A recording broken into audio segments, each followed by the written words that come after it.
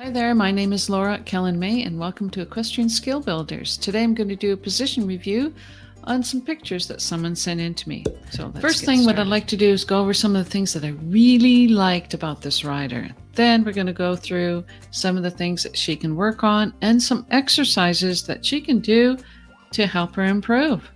Let's get to it. Okay, number one, I really like that she is looking up and looking forward. When you're in the show ring, this is one of the first things that the judge looks for, that you're looking up. So remember, your head weighs about 10 pounds. So if you're looking down and have your head down, it's going to pull your body forward. But we really like the way this person is looking up and looking forward. Good job. I hope you improve your riding because you deserve to ride safely and comfortably so you can ride with confidence. The other thing this rider's doing really well is they've got a lovely release, and that means that the reins are kind of looped when the horse is taking off and in flight over the jump. Let's take a look. You can see here the rein is looped.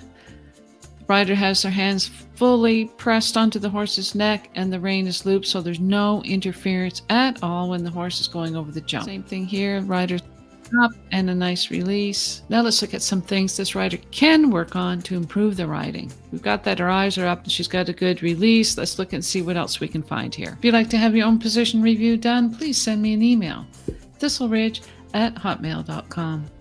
When you go into the show ring or when you're riding anywhere, make sure you have the weight down into your heels. And you can see right here that this rider has the weight onto their toes with the heels up. I'm going to give you a couple exercises to help you do that. See, her foot is flat without any weight into her heels.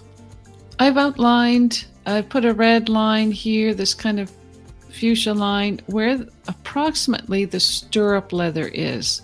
And you can see that it's not parallel to the girth or perpendicular to the ground, and that's where we'd like it to be.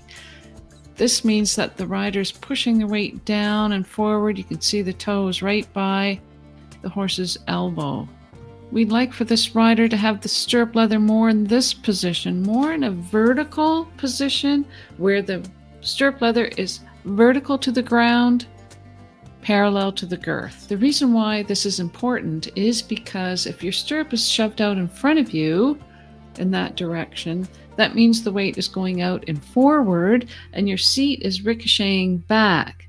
You want to be able to have all the weight coming from your shoulders down into your stirrups so that you can be secure and safe in the saddle. I'm a little bit different because you send me your pictures and I'll give you a position review and exercises to improve your riding so that you can win more ribbons at your next horse show and improve your riding, move on to the next steps. If you look at this closely, you can see that the rider's back is totally horizontal. We'd like for her, and their shoulders are in front of her knee, and for her to stay in balance, she's got to put her foot out in front of her. Now, if we took that rider and yanked that horse out from underneath her, what would happen? The rider would flip and fall forward. This means that she's not in balance over top of the jump. How are we going to fix that? This is how we're going to fix that a little bit. Rather than having your back horizontal, let's have your shoulders slightly more in front of if this is vertical, we want it slightly in front of the vertical. Okay, 90. We want it about 30 degrees in front of the vertical. And arms hanging down lightly with the hands here on the neck. Here's a tip that judges sometimes look for. If your elbow goes below your hand, this means you ducking over top of the jump or leaning too far forward. Have enough space between your chest and the horse's neck so that you can fit your riding helmet in there. Let's take a look. Can we fit the riding helmet in between this rider's chest and the horse's neck? I don't think so.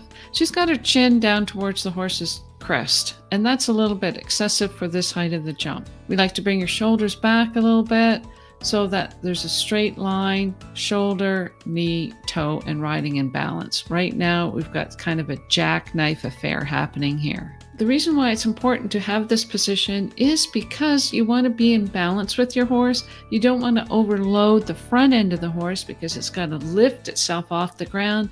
And also you want to make sure you're in balance to be safe and comfortable and ride with confidence. On the back rail of an oxer, have only one pole. This is a safety thing because you want to be able to knock the back rail off. If there's two rails on there, the horse might get tangled up in them.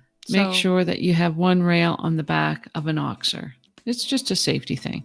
And holy smokes, look at the air he's got over this jump. You can put those jumps up another foot or so. If you have any questions or like to have your own position review done, please send me an email, thistleridge@hotmail.com. I'd love to help you out and give you some exercises. Here's the landing of the jump. You can see that all the weight is coming down into her feet, right into the stirrup. At this point of the landing, I'd like to see her body still a little bit more in this 2-point position. We'd like to have her more here. And then here. And then here. Rather than so far back.